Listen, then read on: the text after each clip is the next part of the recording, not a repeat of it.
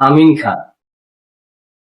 আমিন খানকে এখন যদি ভিলেন হিসেবে অ্যাক্টিং এর জন্য নেওয়া হয়, দুর্দান্ত হবে। হাই গাইস, আমি চলে আসলাম রাশেদ আপনাদের মাঝে নতুন কিছু কথা নিয়ে।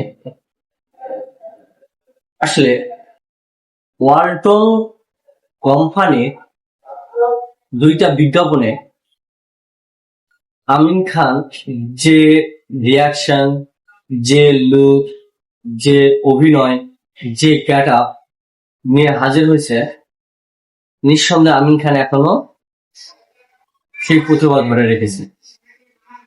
আমিন খান আসলে একটা সুদর্শন হিরো, এবং তার ডায়লগ ডেলিভারি, তার অ্যাক্টিং, তার পারফরমেন্স সব দিক থেকে সে একটা ডেডিকেটেড মানুষ, এবং তার ফিটনেসও খুব অসাধারণ।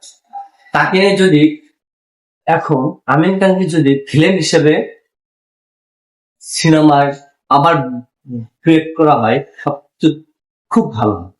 যেরকম ভারতের যিশু সেনগুপ্ত, সে এখন দুর্দান্ত একটা হিট, কারণ দুর্দান্ত অ্যাক্টিং করতেছে। তামিল, তেলেগু, মালায়ালাম, কানাডা, বলিউড সব জায়গাতে এখন তার সুনাম। সেরকম আমাদের আমিন খানকে যদি সেইভাবে প্রেজেন্ট করা যায়, যেরকম এখনকার নতুন নতুন পরিচালক আসতেছেন, হিমেল শাহ, রায়হান রাফি, অনন্য মামু, এই ধরনের পরিচালক যারা যদি আমিন খানকে ভিলেন হিসেবে কাজ করে, দুর্দান্ত হবে, দুর্দান্ত।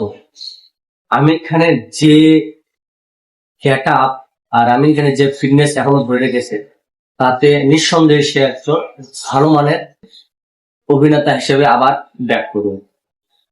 তাই আমাদের সাকিবিয়ানদের দাবি যে শাকিব খানের নেক্সট কোনো প্রজেক্টে আমরা আমিন খানকে ভিলেন হিসেবে দেখতে চাই, আমরা ভিলেন হিসেবে তাকে দেখতে চাই। এটা আমাদের সাকিবিয়ানদের দাবি।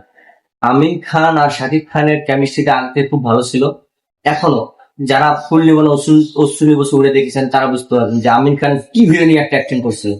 তো আসলে কি জানেন, বাংলাদেশের পরিচালক প্রযোজকরা বাংলাদেশের ভালো ভালো আর্টিস্টদের মর্যাদা দিতে জানেন।